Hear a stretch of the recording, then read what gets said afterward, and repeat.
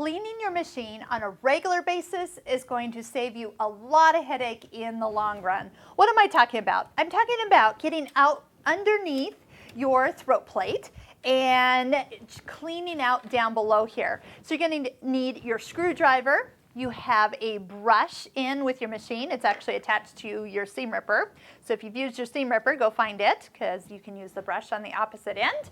You want to go ahead and unthread your needle. You might even turn the machine off. Start by loosening your screws. Once they're a little loosened, you can just take your little fingertips and even give them a little swirl here. And what we're going for, and again, it's just cleaning. You don't even have to oil this machine.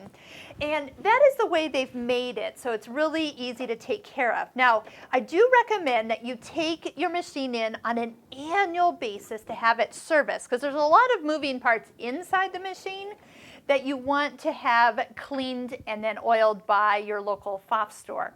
So first off, the plate comes off, and we can get in here and take out the bobbin case. So you might give it a little jiggle here, out it comes. Down in this whole area, that's where the lint gathers. Your lint is going to be, when you sew on really linty fabrics, and that could be fleeces or flannels, even just cottons and battings. Those are fabrics that are going to just pile up, and over time, that's not good. So after using up every, 3 to 5 of these bobbins, you might want to peek underneath and see what's going on. Get in there and just clean it out. One thing I do recommend is, well, not recommend, I should say, is please do not use canned air. Even your manual says do not use canned air. So you want to brush it out. I have been known to use one of these. It's just a big Swiffer, and it just sucks all the lint out of there. Even a Q-tip or tweezers could be friends to keep close by, and you can really get in there and get all the little parts kind of cleaned out. So don't blow in it, just suck it out. Even those little miniature vacuum attachments can also be very helpful in your sewing room. Now what I'm going to do is I'm going to show you how to put the bobbin case back in the machine here. So as you set it down here, you see kind of a little pointy ends to the bobbin case. That's going to point to the back of the machine. There's also, and I'm going to point it out right here, there's a little heel, as I call it, that is going to be bouncing up against the spring. So when you put it in and just set it down in there, make sure that that heel is on this side of the spring. It will kind of bounce there. If it gets twisted, not a good thing. Doesn't work that way. It needs to be lined up with it.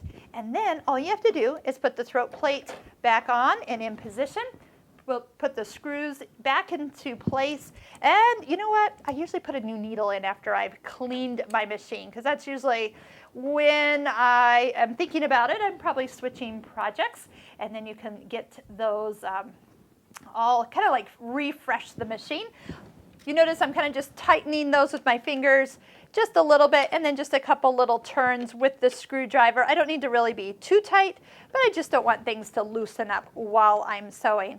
So anytime that you have a thread break or like a little snag, you might want to peek underneath your throat plate, clean that out, see what's going on. I guarantee you your machine will thank you, and it's going to purr next time you sit down to sew.